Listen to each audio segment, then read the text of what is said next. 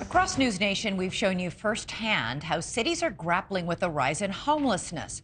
We were on the ground in Phoenix when that city tore down a massive homeless encampment, one of the largest in the country. And we've shown you how some cities are declaring states of emergency around the homelessness crisis. Tonight, we're taking you to a city that could soon take an unorthodox approach to its homeless crisis, a plan that could make it illegal to refuse to get off the street. It has sparked a furious debate. NewsNation's Brooke Shafer is live in Florida with more on this. Hey, Brooke. Yeah, hey there. In many cities across the U.S., it's already illegal to live and sleep outdoors on public property. But now one city here in Florida wants to take it a step further with a proposal that would make it not only illegal to live and sleep outdoors, but illegal to refuse help. Across the U.S. tonight, an estimated roughly 600,000 people are homeless. The National Alliance to End Homelessness says the number of people living on the streets reached record highs last year, boosted in part by the pandemic. California, far and above the state with the largest homeless population, followed by New York and Florida. In Miami, Florida, dozens of people live on this street alone, some of them sleeping on sidewalks or in tents. This area frequented because of its proximity to shelters and the local hospital. A volunteer telling me some people have been living here for years. I don't look at it that way. In neighboring Miami Beach, Commissioner Stephen Minor is pushing a new law. Concerned, he says, about what he's seeing in other cities, like San Francisco, where major businesses have vowed to leave the tech hub amid rising crime and a homeless population that soared to roughly 8,000 people. If you don't have vigorous police enforcement, the problem is going to spiral out of control.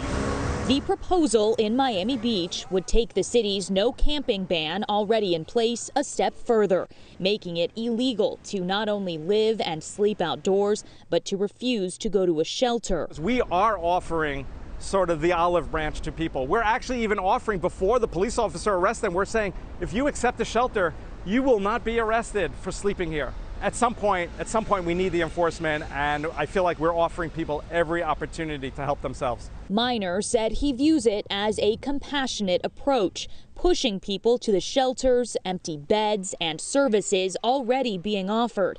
Homeless advocates disagree. Arresting somebody at $130 or $140 a day, only to have them come back out on the streets, does nothing.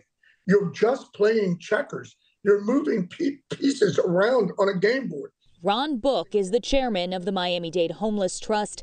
He believes the answer to our nation's homelessness crisis lies in part with an investment in more affordable housing, not with temporary shelters. The thought of shelter for people, get them out of sight, get them out of way, get them out of my presence. Shelter's an easy solution. Just go put them in the warehouse. Go put them away. They're not my problem. I don't see them. They're invisible to me. Least, last, lost, and the forgotten of communities are the homeless.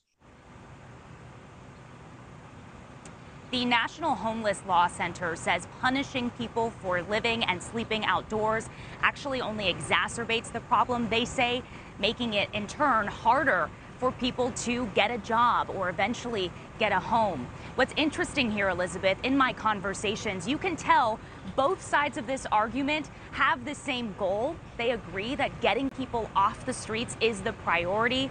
Where they differ is in how we do that. Yeah, it's a Elizabeth? pretty big difference in this case. Brooke, when does the city vote on this ordinance?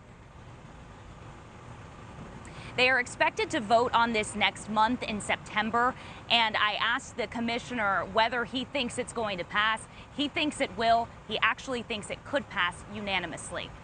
And no other city has an ordinance quite like this? It's mirrored after something in Orlando. That is what they are really going off of. But again, the commissioner here saying that he sees it as a compassionate approach, really pushing people toward the services that are already there. Homeless advocates argue that really the answer is housing. and getting that as a real solution here. Brooke Shafer, thanks so much. And thanks so much for watching. Go to joinnn.com to find NewsNation on your television provider.